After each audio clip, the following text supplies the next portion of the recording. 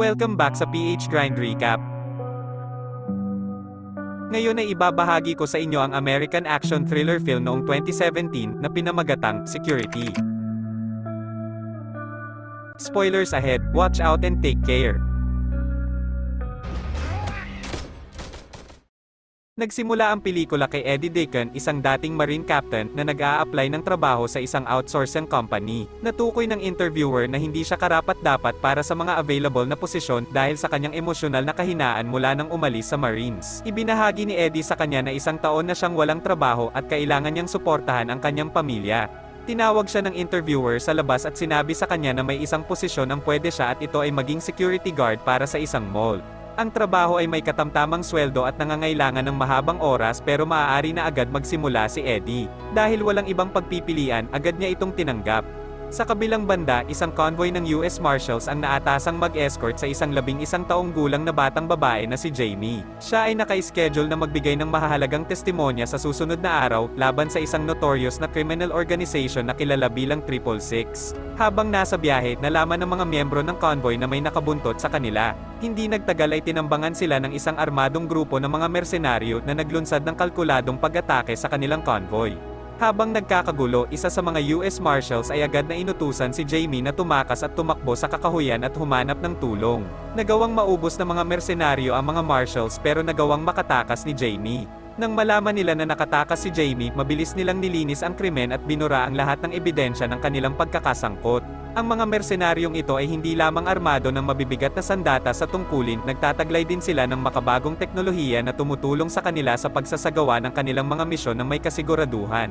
Bumalik kay Eddie, na mukhang problemado, tinawagan ang kanyang asawa para ipaalam ang kanyang bagong trabaho bilang security guard. Binati niya rin ang kanyang anak na matagal na niyang hindi nakikita. Pagdating niya sa mall, sinalubong siya ng head security guard ng mall na si Vance. Ipinakilala siya ni Vance sa 3 pang gwardya, sina Ruby, Mason, at Johnny. Nakaranas sila ng pasulpot-sulpot na issue sa sistema ng seguridad ng mall pero sinabi ni Vance na maaaring dahil lang ito sa kondisyon ng panahon. Para mas makilala ni Eddie ang lugar, binigyan siya ni Vance ng uniforme at sinamahan niya itong libutin ang paligid ng mall. Tinanong ni Eddie kung bakit pa kailangan ng mall ng 5 sekyo kung hindi naman binubuksan ang mall. Pinaliwanag ni Vance na ang mall ay naging lokasyon kamakailan ng isang pagnanakaw at ang malawak na lungsod ay nakikipaglaban sa ilang aktibidad ng mga kriminal na nauugnay sa gang na nangangailangan ng mas pinaigting na mga hakbang sa seguridad. Sinabi din ni Vance na meron siyang gusto kay Ruby, isang katrabaho na mahilig uminom. Sinimula ni Eddie ang kanyang shift at habang nagpapatrolya, nakita niya si Jamie na kumakatok sa pintuan ng mall at nagmamakaawa na papasukin siya. Agad na binuksan ni Eddie ang pinto at pinapasok si Jamie na biglang nawala ng malay. Sinubukan ni Vance na tumawag ng pulis pero hindi sila makakuha ng anumang signal at hindi gumagana ang landline. Di nagtagal, isang lalaking nagngangalang Charlie ang nagpakita sa mall. Sinabi niya na siya ang ama ni Jamie at hinahanap siya. Walang pag-aalinlangan na sinabihan ni Vance ang kasama na ibaba si Jamie. Pero si Eddie ay mukhang nag-aalinlangan kay Charlie. Mukhang natatakot si Jamie na para bang sinusubukan niyang tumakas sa mapanganib na ama. Tinanong ni Eddie si Charlie tungkol sa mga detalye tungkol kay Jamie at nagawa namang masagutan ito ni Charlie nang walang kamali-mali. Pero nang akmang ibibigay na si Jamie sa kanya, bigla itong nagising at sumigaw sa takot at agad na tumakbo. Nang makita ang reaksyon nito, sinabihan ni Eddie si Vance na huwag papasukin si Charlie. Kalaunan ay nalaman nila na hindi ama ni Jamie si Charlie at ito ang pinuno ng mga mersenaryo na sumalakay sa isang US Marshal convoy para hulihin si Jamie. Nagpanggap siya bilang ama nito para makalapit at dakpin si Jamie. Sinubukan ni Charlie na suhulan si Vance ng pera para makuha si Jamie at mukhang pumapayag si Vance pero lumapit si Eddie at hinampas ito para pigilan siya. Nagbanta si Charlie kay Eddie na aalis para maghanda sa pag-atake. Sinabi niya sa kanyang mga tauhan ang gagawin, palibutan ang mall, maglagay ng perimeter at sirain ang mga sasakyan ng mga gwardya. Samantala, sinubukan ni Eddie na hanapin si Jamie na nagtatago sa loob ng mall. Kalaunan ay nagpakita ang bata at hiniling kay Eddie na mangako na poprotektahan siya at sumang-ayon naman ito. Matapos tipunin ang lahat, naglaan ng ilang sandali si Mason para ipaalam kay Eddie at sa iba pa ang masalimuot na detalye ng nakaraan ni Jamie. Ang kanyang ama ay isang pinansyal na operatiba para sa isang kartel ng droga pero sa huli ay piniling ipagkanulo sila at isiniwalat ang kanilang mga ipinagbabawal na gawain sa mga otoridad. Ang ginawa niyang ito ay humantong sa kanyang hindi napapanahong kamatayan. Si Jamie, na lihim na nakasaksi sa buong pangyayari, ay isa ng protektadong saksi na nakatakdang tumestigo laban sa organisasyon. Para matiyak ang kanyang kaligtasan sa loob ng mall, itinago siya ni Eddie sa isang sequestered storage room. Binigyan siya nito ng walkie-talkie para sa kanilang komunikasyon at sinabing panatilihing nakasarado ang pinto at iwasang buksan ito. Natakot si Vance at ang iba pang mga gwardya dahil alam nila na ang gang ni Charlie ay lubos na sinanay ng mga ahente ng gobyerno. Pero si Eddie, na isang ex-marine, ay hindi makikitang natatakot. Pinakalma niya ang kanyang mga kasama at nagbahagi ng stratehiya. Gumawa sila ng mga bomba at naglagay ng mga bitag para ipagtanggol ang mall. Naglunsad na ng pag-atake si Charlie, nag-deploy siya ng sniper, habang ang iba ay sumubok na pumasok sa likod ng pinto. Matagumpay na napabagsak ni Eddie ang ilang mersenaryo kasama si Vance at ang iba pa. Nagawa ng sniper na makapasok sa mall at sinimulang atakihin si Vance pero dumating si Ruby para iligtas siya. Inutusan ni Charlie ang kanyang mga tauhan na pansamantalang umatras at inutusan silang maglinis at maghanda para sa susunod na pagsalakay. Nagplano sina Eddie para sa kanilang depensa na pamwesto kina Vance, Ruby at Mason sa bawat pagpasok at paglabas habang si Johnny ang taga-senyales para sa mga dumadaang pulis na nagpapatrol gamit ang isang flashlight. Lumabas naman si Jamie para tumulong. Nagawa ni Charlie at ng kanyang gang na pasukin ang seguridad ng mall sa tulong ng kanilang hacker. Nagpadala si Jamie ng RC na kotse patungo kay Charlie, umaasang ililihis siya at ang kanyang tauhan na inihayag ang lokasyon na itinakda ni Eddie para sa ambush. Kinagat ni Charlie ang bitag at pinadala ang gang patungo sa ambush site at nangako ng pabuya para sa pagpatay kay Jamie at pagbabanta sa kanilang mga pamilya kung sakaling mabigo sila.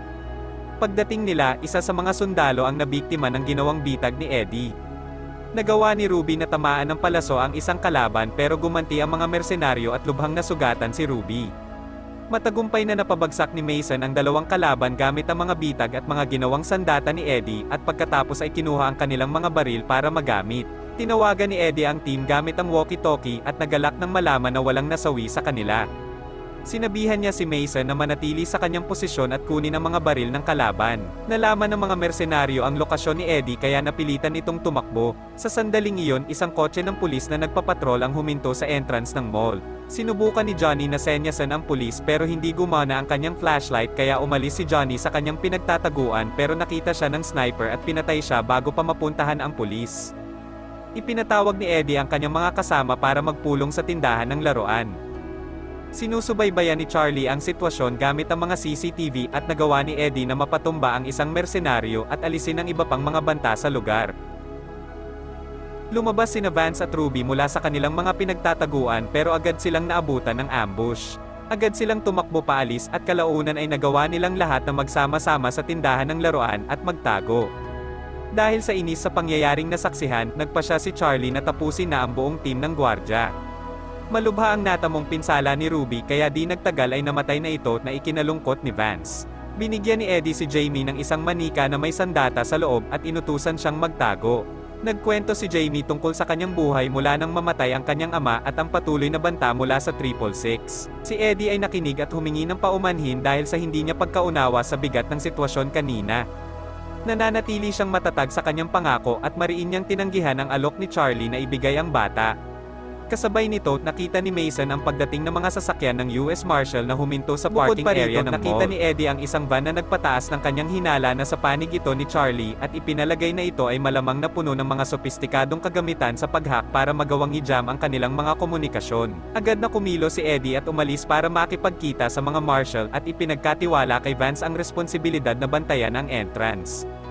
Napilitang makipagbarilan si Vance sa mga mersenaryo na pumasok. Samantala, tinutukan ng baril ng mga Marshal si Eddie.